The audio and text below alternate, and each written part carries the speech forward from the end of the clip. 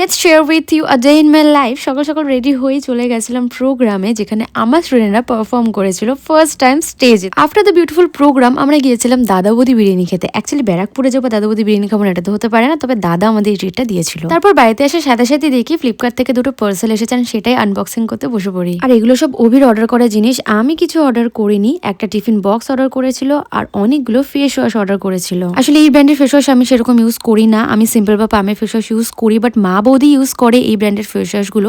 তারা ইউজ করে বলে তাদের থেকে নিয়ে মাঝে মধ্যে আমিও ইউজ করেছি। সো এই ফেস ওয়াশ গুলো যথেষ্ট ভালো। আর তাই অভি যখন অর্ডার দিতে চাইলো তখন আমি আর ওকে বাধা দিলাম না। আর তার সাথে টিফিন বক্সটা অর্ডার করেছিল, এখন রেগুলারই এই টিফিন বক্সে ওকে আমি খাবার পাঠাই। তারপর আমার ইচ্ছা হলো একটু নেল পলিশ পরি, অনেকদিন পরি না, তো নেল পলিশ পরে নেওয়ার পর সন্ধ্যাবেলা স্ন্যাক্সে খেয়েছিলাম চকোলাভা কেক। তার সাথে অভি কাজ থেকে ফেরার পথে সিঙ্গারা, ব্রেড চপ, জিলাপি সব গরম গরম এনেছিল, ওটাও খেয়েছিলাম দুজনে একসাথে শেয়ার করে। তার পরের দিন মেকআপের কাজ ছিল, আর সেই কাজটা সারার পর আসার সময় একটুখানি চিকেন মোমো খেয়ে নিলাম। আর ফেরার পথে অভির সাথে দেখা করে দুজনে একসাথে বাড়ি ফিরলাম। আচ্ছা, আমার গায়ে সোয়েটার নেই, রাস্তায় এত সুন্দর লাইটিং, এগুলো দেখে তোমরা আশা করে বুঝতেই পারছো এই ভিডিওগুলো সব কটাই দুর্গাপূজার সময়। বাড়ি ফেরার সাথে সাথে সেদিন রাতে ডিনার করেছিলাম বরবটি ভাজা আর তার সাথে চিকেন কারি। এরই সঙ্গে শেয়ার করব আমার এক স্টুডেন্ট আমার জন্য সুন্দর হ্যান্ডমেড জুয়েলারি বানিয়েছিল, সম্পূর্ণটা একটা ক্লে দিয়ে নিজের হাতেও বানিয়েছে। আমি তো দেখেই অবাক। আমার এই ছোট্ট ভিডিওটা তোমাদের কেমন লাগলো অবশ্যই কমেন্ট বক্সে জানাবে। ভালো লাগলে লাইক, শেয়ার এন্ড সাবস্ক্রাইব করতে ভুলবে না। দেখা হচ্ছে পরবর্তী ব্লগে। টাটা।